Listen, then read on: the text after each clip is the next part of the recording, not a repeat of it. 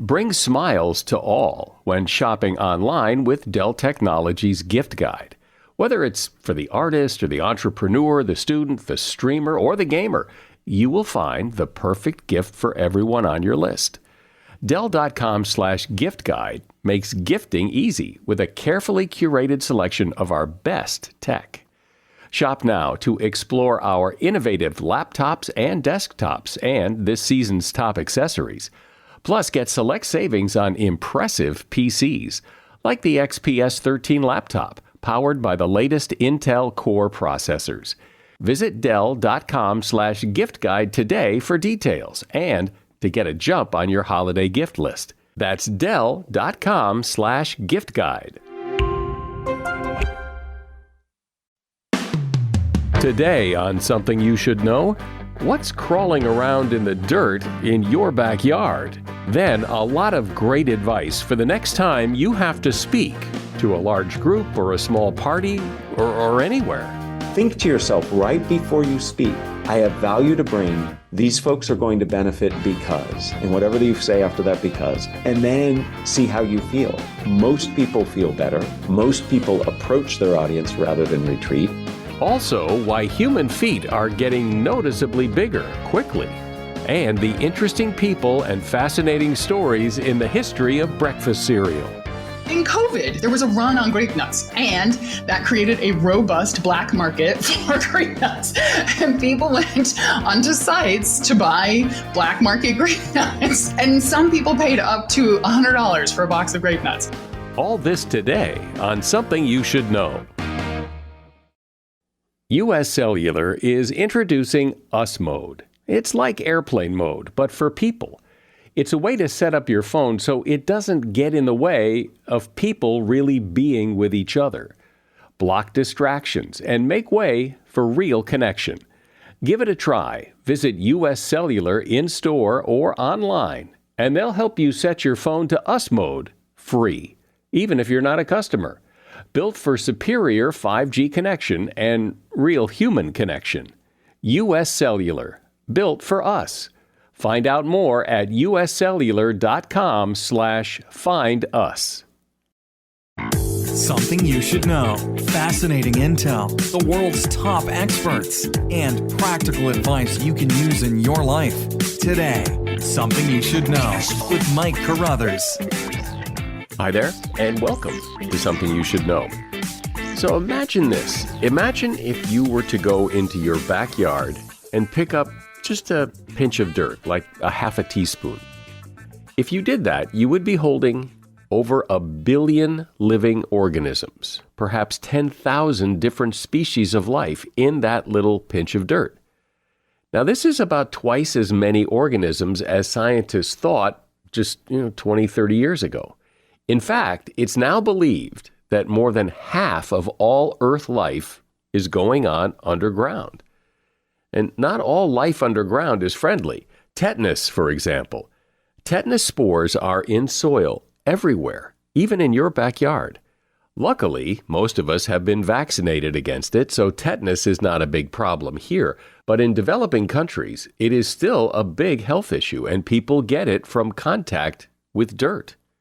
And that is something you should know.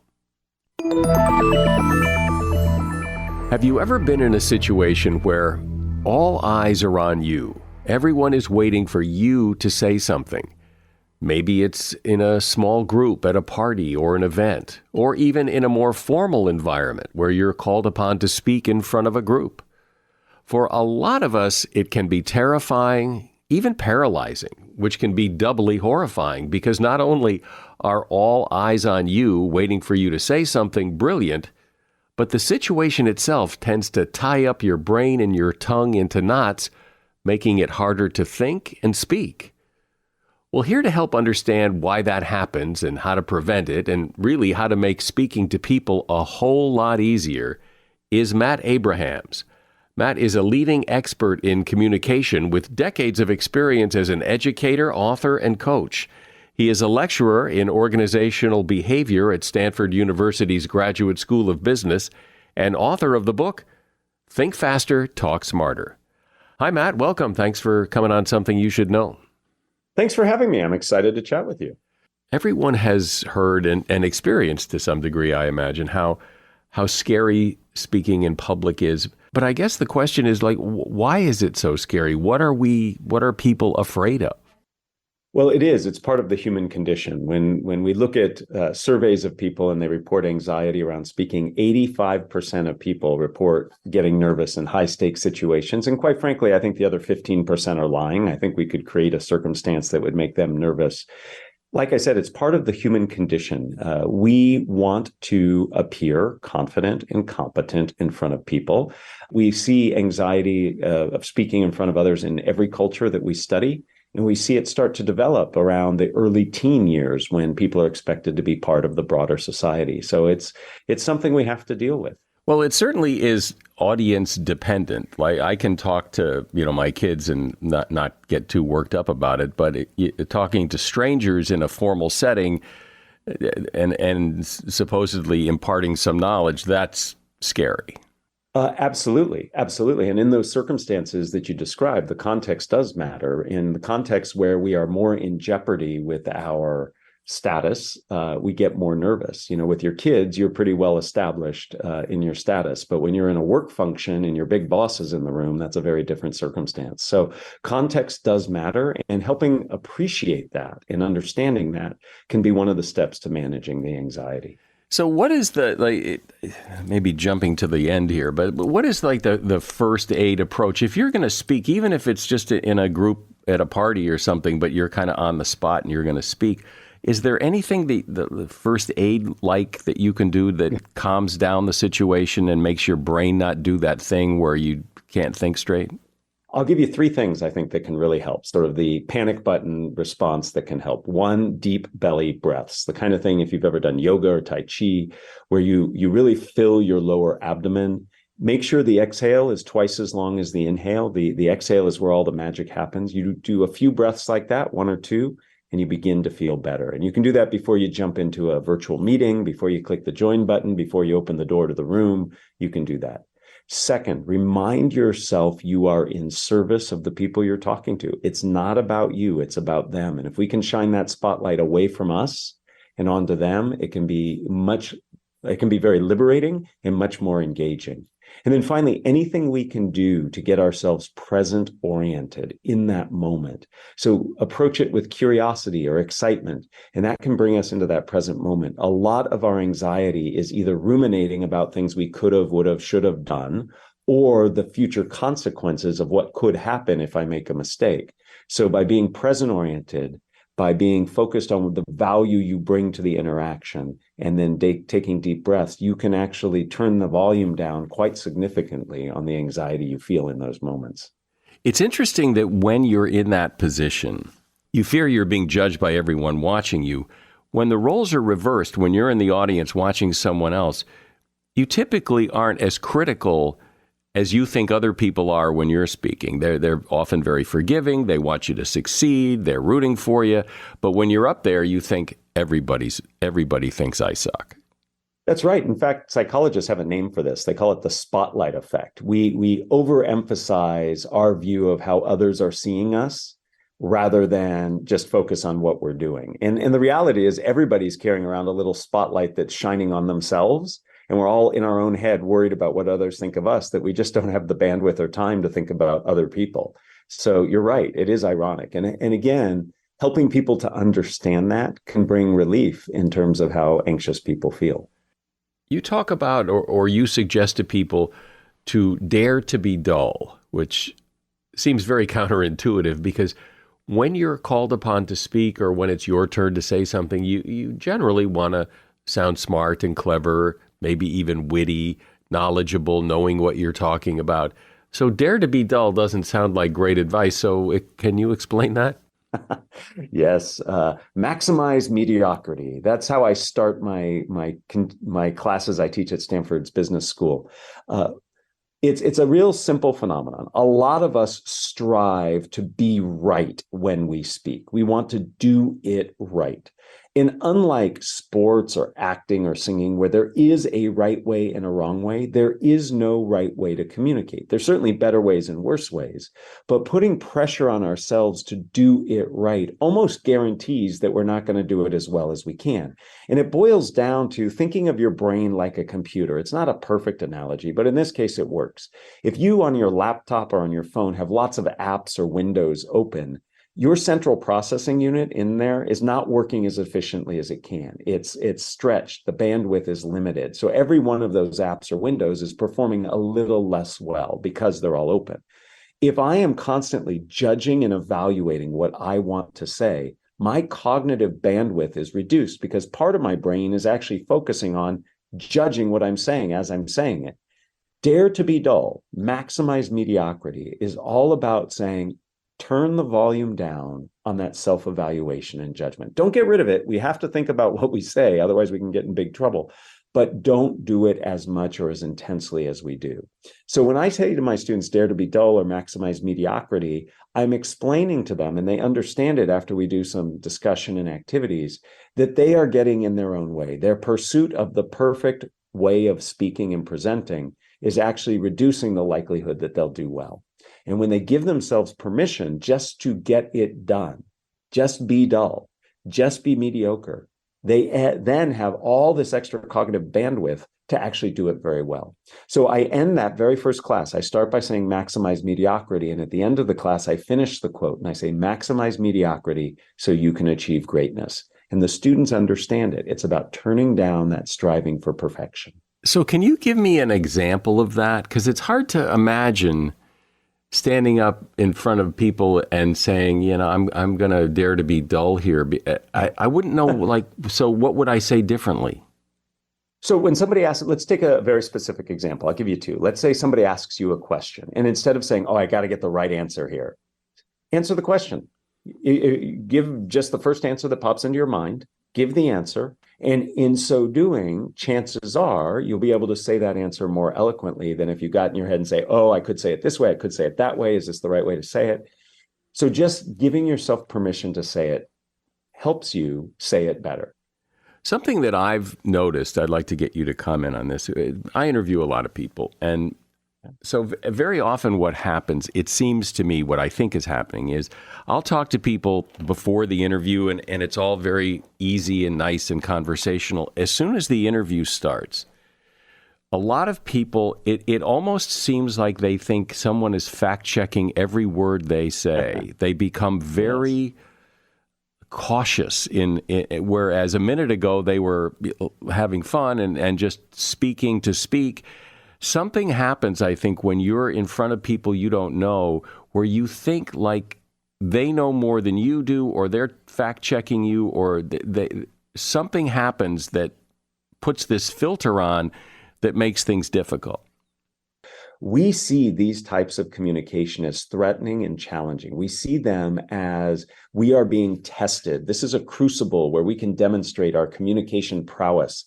And that changes our demeanor. It changes how we sound, what we do with our body, the length of our answers, the depth of our content. If rather we reframe these circumstances as opportunities, of an ability to collaborate, to extend, to expand, to get to know things better, that changes our demeanor. I open up, I sound more conversational, like myself, I give more depth to my answers, richness to my thoughts. So reframing these situations. And how do you do that? It's one thing to say it, it's another thing to do it. Part of the way you do that is remind yourself of successful communication interactions you've had in the past. The ones that were successful, chances are not the ones that you found threatening and challenging. They're the ones where you felt invited, connected, and collaborative. So part of it is reminding yourself that, hey, when I get in that space, good things happen. And then the other thing to do is watch others who are the way you would like to be, and notice what they do to make them feel more collaborative and less challenging. So by reflecting on your own, seeing it in other people, that helps you take that step to begin to adopt that mindset yourself. And when you do, you'll avoid the things that you're noticing that you see in others. I'm speaking with Matt Abrahams, and we're talking about how to be a better speaker. He is a leading expert in communications, and he's author of a book called Think Faster, Talk Smarter. Over 45 years of God's Word. The Word of God is going to show me where to go and where not to go. Truth. If God is not in absolute control of all things, who is? Wisdom. Obey God, leave all the consequences to Him. Watch In Touch Plus on Local Now and Freecast throughout your day. Only God can make promises that nothing can alter. Featuring the teachings of Dr. Charles Stanley and others, such as The Met Church, Shepherd Church, PowerPoint Ministries, Harvest Church, Pathway to Victory, Union Church, and Joyce Meyer Ministries. Your trusted source for biblical teaching. In Touch Plus, streaming free on Local Now, Channel 1228, and on Freecast. No subscription necessary. I know from talking to people that having an online store is great, but what can really inhibit the growth of an online store is it gets complicated. And I tell people, yeah, not with Shopify. Shopify makes it easy to generate sale after sale after sale. Shopify is the global commerce platform that helps you sell at every stage of your business, whether you're selling, scented soaps or offering outdoor outfits. Shopify helps you sell everywhere, from their all-in-one e-commerce platform to their in-person POS system. Wherever and whatever you're selling, Shopify's got you covered. And you don't have to just sell your own stuff. With Shopify Collective, you can curate products to sell from brands you love. That gives your customers more variety and your business more sales. Shopify helps turn browsers into buyers with the internet's best converting checkout, 36% better on average compared to other leading commerce platforms. And a lot of people don't know this, but you can grow your average order value with the Shopify Bundles app, where you can create and sell product bundles easily, which makes you more money. Shopify powers 10% of all e-commerce in the U.S. They really should be powering your e-commerce. Sign up for a $1 per month trial period at shopify.com/SYSK, all lowercase. Go to shopify.com/SYSK now to grow your business no matter what stage you're in. Shopify.com/SYSK. So, Matt, you know the experience, I think everybody's had this experience where there are just some people that you can talk to that somehow enable you to be a better speaker. Like you like talking to them. They make you feel good, so you keep talking to them and you sound smart, or you think you sound smart. And then there are people that make you feel like an idiot. And I've never really understood that. But I've had it happen. Yeah, so have I. And I hope at this moment I'm not making the negative of a perception of yourself happening. No. But good. Thank you. I think what goes on there, one, is that we get in our own head. And for some reason, we are intimidated by another person. And then that gets us locked up into all the problems we've talked about just a few minutes ago. The other thing is those who help bring out the best in us, I think, do a few things. One, they listen well. So we feel like we're being listened to and we feel validated. They might even ask follow-up questions or paraphrase what we're saying to make us feel like they really care. They're doing things with their nonverbal presence. If we see them, either virtually or in person, they're probably in an open body posture. They're probably nodding as we speak, looking at us. If we only hear their voice, they're probably doing what we call back channel things like and really. So I think they do things that make us feel better, which empowers us to communicate better. And we also are less intimidated by them. So I would challenge you and everybody listening to think about the people who really help us communicate better and what are the things that they're doing? How are they inviting us, either explicitly or implicitly, to be better at our communication?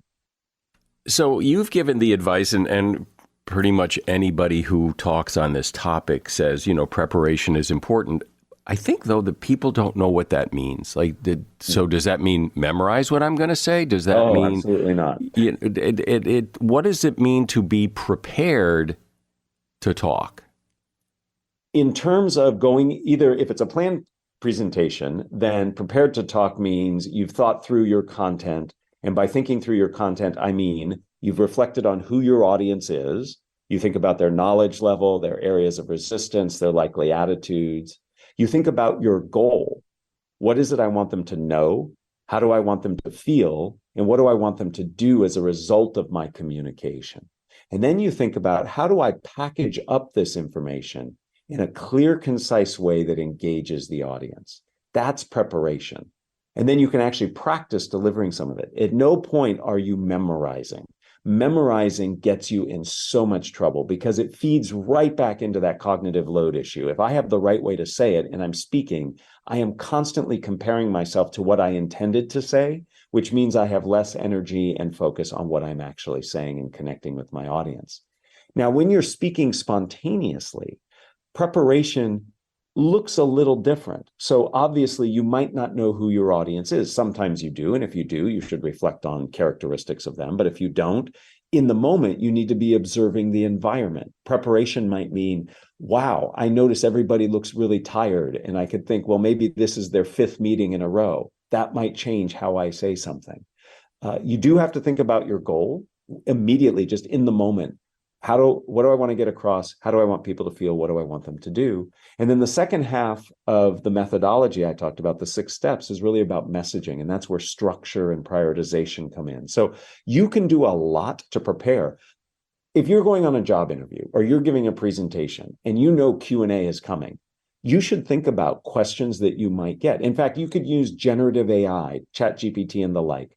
Type in interviewing for a job at this company in this role. Give me 5 questions. The tool will spit out questions and you can practice answering them. That's what I mean by preparation. There is a moment right before you speak that I think many people feel very intimidated and kind of shrink and lose their energy. And what do you do in that moment? So by reminding ourselves that this adds value and reminding ourselves in the moment that these people have something to get from us, that can really change that intimidation and make it exciting and invite you to engage. Think to yourself right before you speak, I have value to bring. These folks are going to benefit because, and whatever you say after that, because, and then see how you feel. Most people feel better. Most people approach their audience rather than retreat. And most people put energy into their voices when they have that approach in mind. So since you're the expert in this, people must ask you questions. Well, what do you get asked about a lot? One is the biggest thing I get asked about is, what do I do if I forget, if I blank out? It's the number one thing people struggle with and are worried about. And I give them 2 ways to approach this, one before and one after. So before you speak, if you're really nervous about blanking out, first, ask yourself this question. What is the real likelihood that I will blank out in this upcoming situation? If you're like most people never go beyond 20, 25%. They say 25% chance I'll blank out, which means 75% of the time you're not. And those are good odds. If I were a betting person, I would take those odds. Second, you can structure content. Put your content in a structure. I'll give you an example. Problem, solution, benefit. If you've ever sold anything or watched an advertisement on television, they use this structure. Here's a problem. Here's how we solve it. Here's the benefit. If I know that structure, it's really hard to forget or get lost. So if I finish the problem and I'm like, what comes next? I always know solution follows problem. So by rationalizing, asking yourself the likelihood something will happen and using a structure, it reduces the likelihood that you'll blank out. Second, if you do blank out, do what you do if you lose your keys or your phone. Go back to go forward. Repeat yourself. Often we can get ourselves back on track just by saying what we just said. And most of us can remember what we just said, even if we can't remember what comes next. And then the final thing to do is, if that doesn't work and you blanked out and you still can't get back on track, ask your audience a question. And that question will distract them from attention on you, get them engaged with whatever the question is, and it gives you a sense and a time to catch up. When I teach, sometimes I'll blank out. I teach the same class over and over again. And I think, did I say this in this class? I should think about that for a second. So I'll just stop and I'll say, let's pause for a moment. I'd like all of you to think about how what we've just discussed applies to your life or this project. And the students don't think, oh man, he's forgotten. They think, oh, how does this apply? So the biggest thing I get asked about is blanking out. There are things you can do prior to the communication and things you can do if you actually blank out to help you. Is there something, that's number one, is there a close number two that people ask you about? The other thing people ask me about is pretty straightforward. What do I do with my hands? People always want to know, what do I do with my hands when they speak? And the answer is, do not hide them, not in your pocket, behind your back. Use them to help emphasize your points or describe what you're saying. My rule for gesturing is very simple. Go beyond your shoulders. Many people gesture in front of their chest and it makes them look nervous, defensive, and tight. And if you gesture broadly beyond your shoulders, and it doesn't have to be full extended like I'm king or queen of the world, it's just going beyond your shoulders helps you look confident. So use them as an aid to help you communicate with your audience. Those are the two big questions I get. What do I do with my hands? What do I do if I blank out? Mostly what we've been talking about is really more like about formal speaking, but people also struggle with just making small talk. And I know you talk about that. And what's the magic there? Because some people are so good at it and some people just dread it so and feel awkward and don't know what to say. So what do you say? So I think small talk gets a bad rap. I think we need to rebrand it. Small talk allows for really big things to happen. It allows you to connect, to learn, to really collaborate with people. So when we go into small talk situations, a couple rules apply.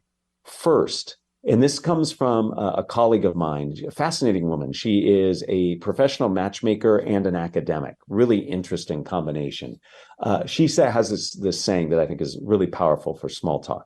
Your goal is to be interested, not interesting.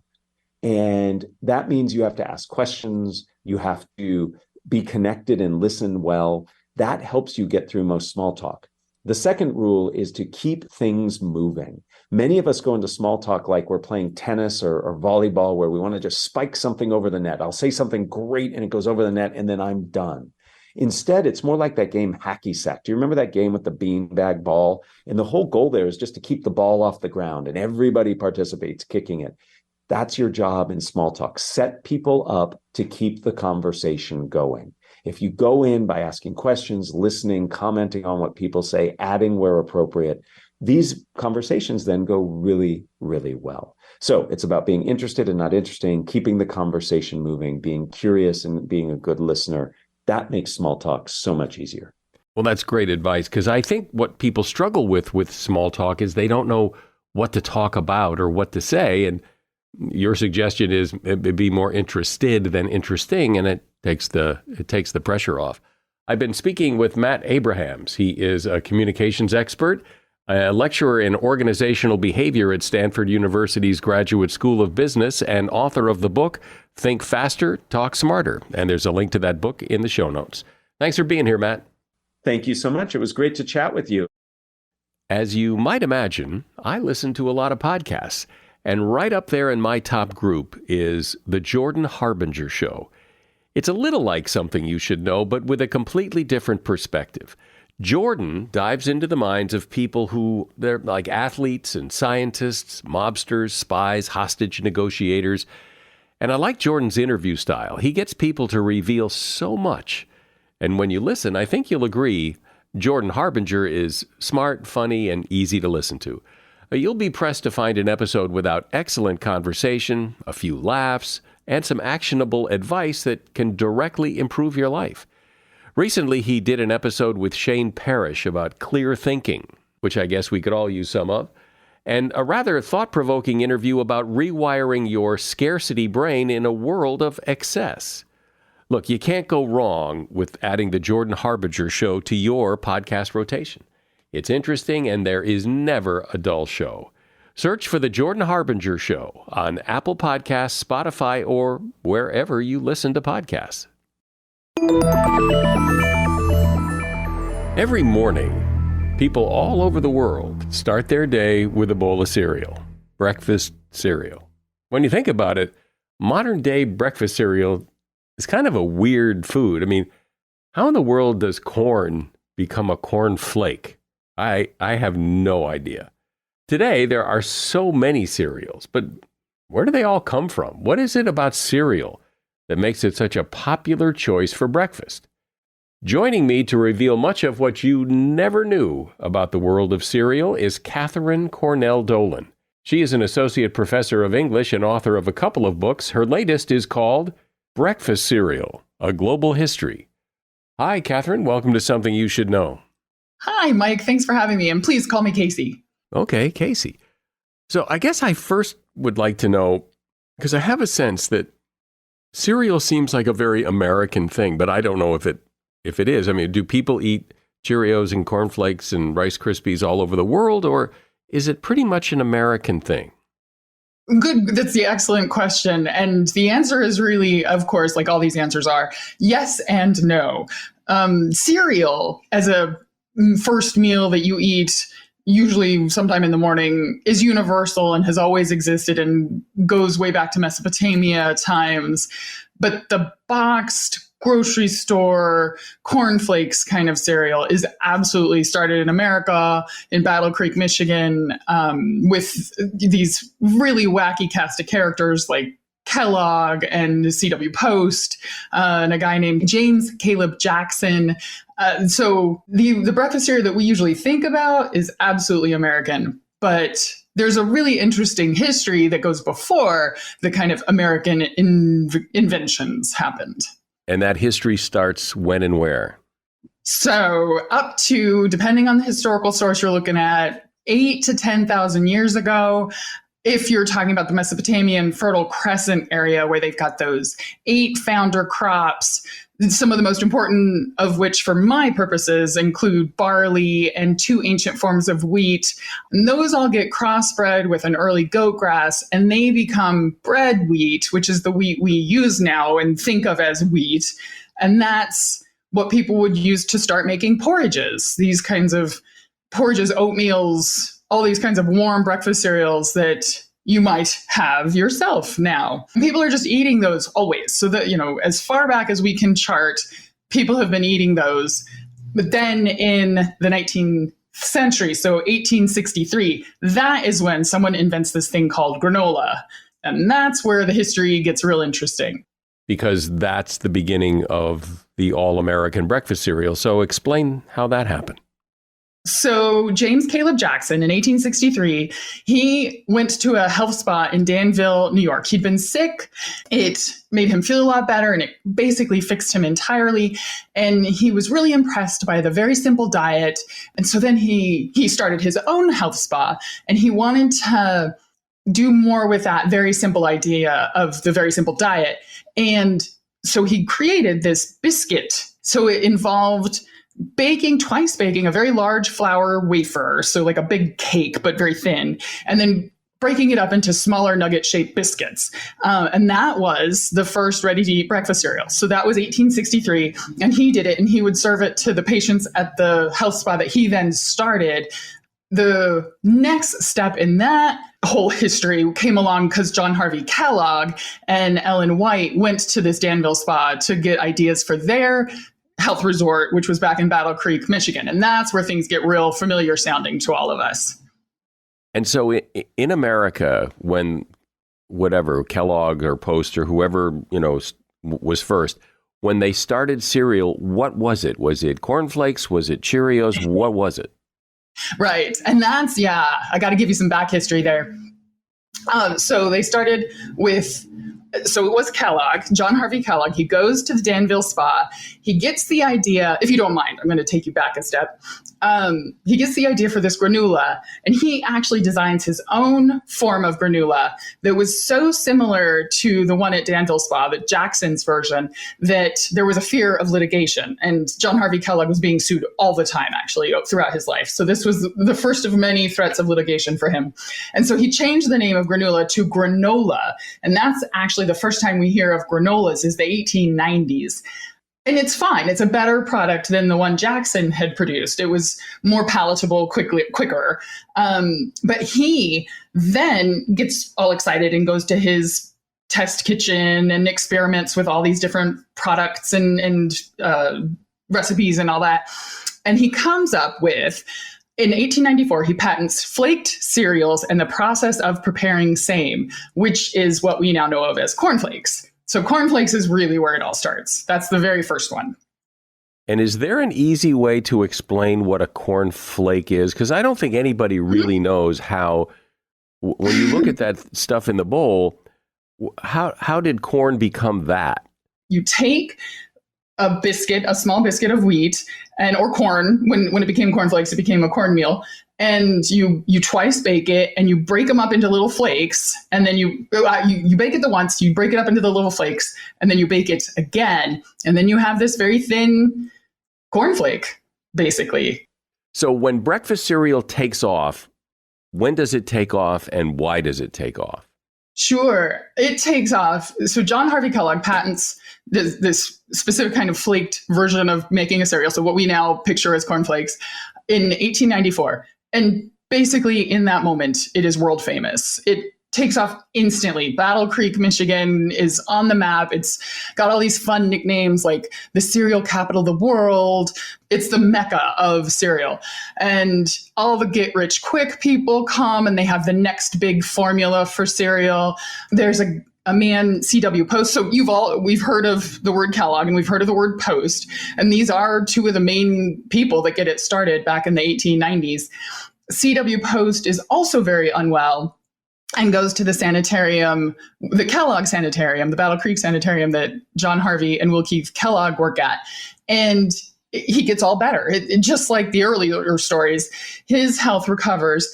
And it cracks me up. So C.W. Post's the way he decides to thank the Kellogg's, and John Harvey Kellogg is a great self-aggrandizer and quite a character. He's got all kinds of personality, good and bad. And he was very proud of showing off his test kitchen. And so C.W. Post goes through and looks at how Kellogg had made everything. And the first thing he does is go across the street and do it himself and just try to undercut the market. And so he goes across the street, starts his own La Vida Inn, and then packages a version of the flaked cereal and starts selling that under the brand Post. And that's when Will Keith Kellogg, so John Harvey's brother, starts yelling at John Harvey and says, we have to get it in the market. We have to start selling this globally. We have to get big. We can't just do this in a little spa because this guy across the street is taking the market, and he shouldn't. We're the ones that invented it. And so that's when the Kellogg Company begins, and that's under Will Keith, not John Harvey. And they add sugar to the cereal. When it was in the spas only, it was far less sweet than what we're used to tasting in breakfast cereals. And it really took off from there.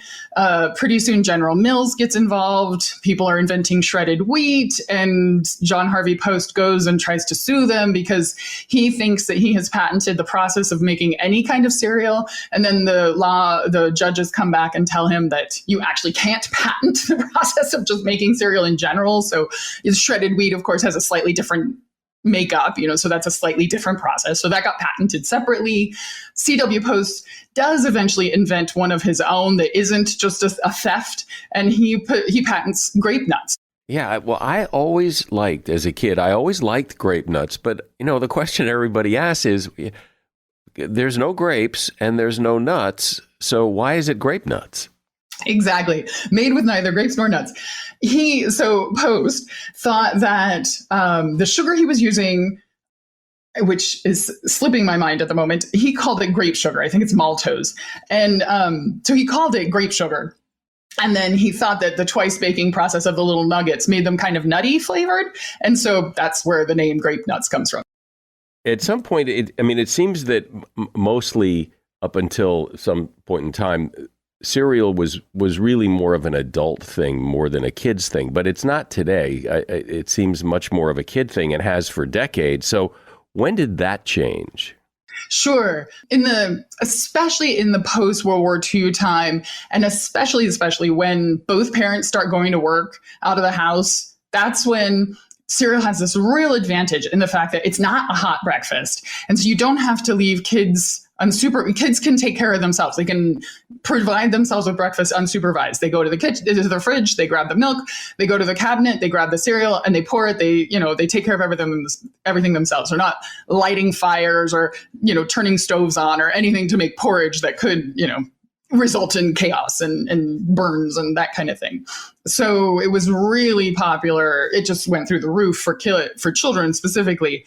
And then in the 1950s, when they started marketing them in commercials to children, they started putting the little toy surprises in their plastic. We were able to produce much more cheap toys and those kinds of things out of plastic because of new technologies.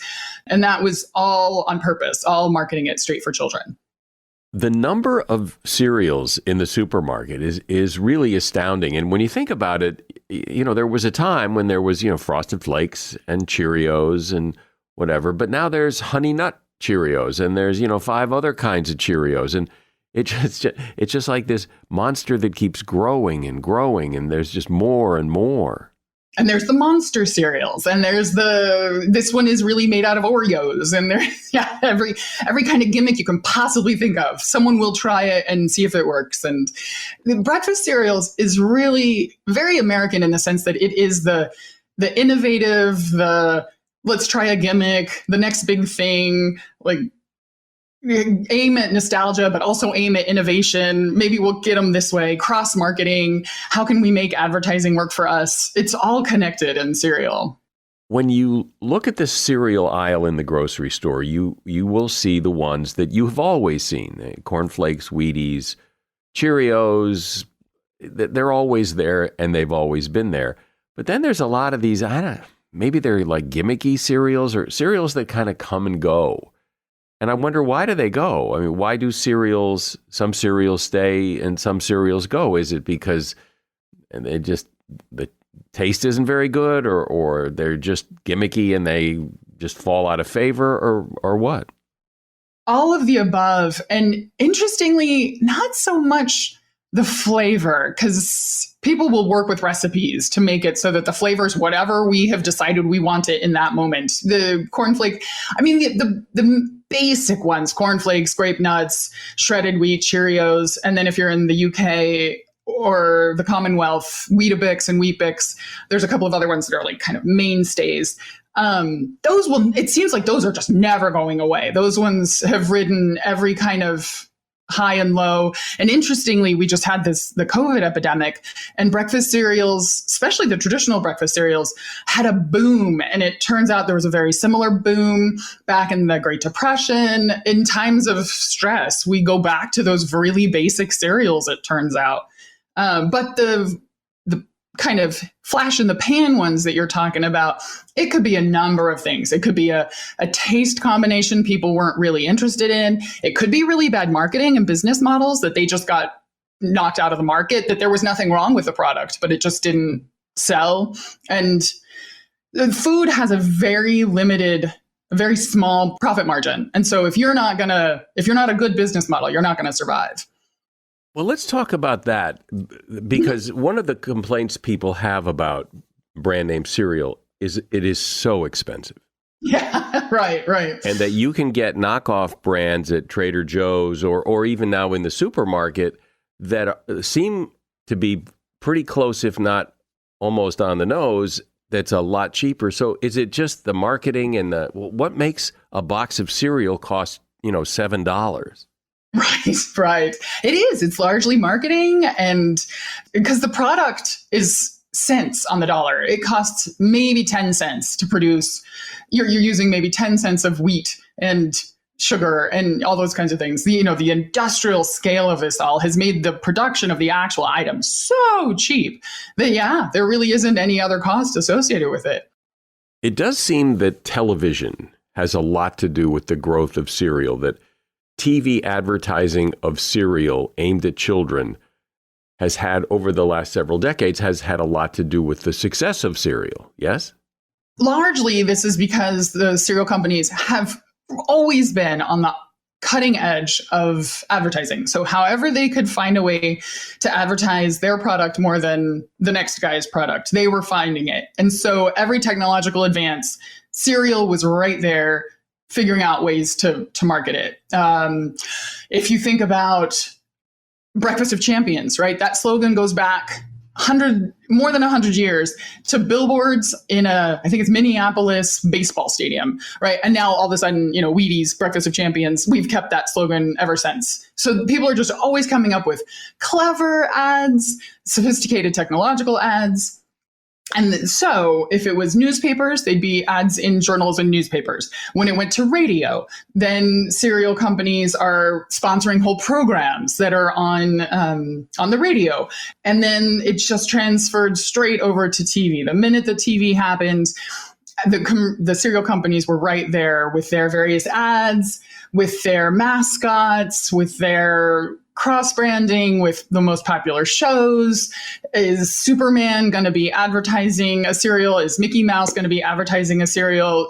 These things are all happening as soon as TV is coming about. And now with the internet and with social media and all this kind of stuff, these breakfast cereal companies are right there trying to figure out clever ways to do like something that becomes viral and has clever markets. Where there was one that happened up in Vancouver where it was like a really big box of cereal and a Civic came out of it. So the toy surprise in this really huge box of cereal was like a car, but it was like a real car. It was big enough to be a real car. These kinds of ads that they're hoping will get put on all the various social media channels and everything. So in the timeline of the development of cereals and people eating it for breakfast, can you pick a point or two along the timeline that's a really interesting, quirky, amazing story that I wouldn't know, and people may not have heard of before that you could tell? Actually, there's a really recent one. You said you liked grape nuts, right? And so in COVID, I don't know if you remember this, there was a news report. It was vaguely viral, not hugely, but that there was a run on grape nuts. You couldn't get toilet paper, you couldn't get soaps and sanitizers and stuff. You also couldn't get grape nuts in the store for love or money. They sold out. There was a run on cereal and other breakfast foods just in general. But for some reason, that one, grape nuts, was the one people could not get enough of. And then, of course, people were closing the factories at the time, too, for a few weeks. So there was a reduction in production. And then there was also a run on the desire for it. And that created a robust black market for grape nuts. And people went onto sites to buy black market grape nuts. And some people paid up to $100 for a box of grape nuts. And grape nuts is not the cereal that you're imagining is going to be the one that everyone has to have and is going to run out and people are willing to spend $100 for. But it was. And then a couple of months later, Post was back to full production and they ramped everything up and they were able to get boxes out on those shelves and everything. And so people could buy the cereal again. And Post marketed the heck out of it. And they posted to their website, here are coupons. Thank you so much for loving us. If you can send us a receipt for the fact that you bought something for significantly more than what the shelf price was, we'll refund you that money. There was a bit of a news report in and amongst all the other news reports happening in 2020. There was one about grape nuts. Anything else that, kind of a strange and unusual, quirky thing about breakfast cereal? Did you know that Andy Warhol, in addition to his Kellogg's, the Campbell soup can, he did a Kellogg's cornflakes installation that was really famous in his time? It was 1964. One box of this installation sold at auction for $900,000 in 2015, US dollars. So that was one. There's also festivals all over the world that are based on either boxed cereal, like the grocery store kind of cereal, or porridges. So there's a great one in Scotland that I would love to visit at some point. That's a porridge-based annual festival that's called the Golden Spurtle World Porridge Making Championship. So every year, people go to Scotland and they make their best recipe of oatmeal, and they win. A spurtle is this. It's usually wooden, but of course theirs is golden because it's a trophy that you would use to stir things to mix it around and stuff. So it's like a kitchen implement. I haven't actually had a bowl of cereal for a while, but I'm kind of craving grape nuts now. I think I'll get a box. Plus, it might be worth $100 one day.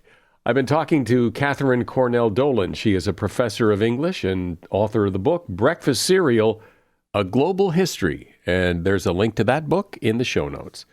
Thanks for coming on, Catherine. I appreciate your time. Thank you so much for having me. I'll bet you didn't know this, but our feet are getting bigger by the decade.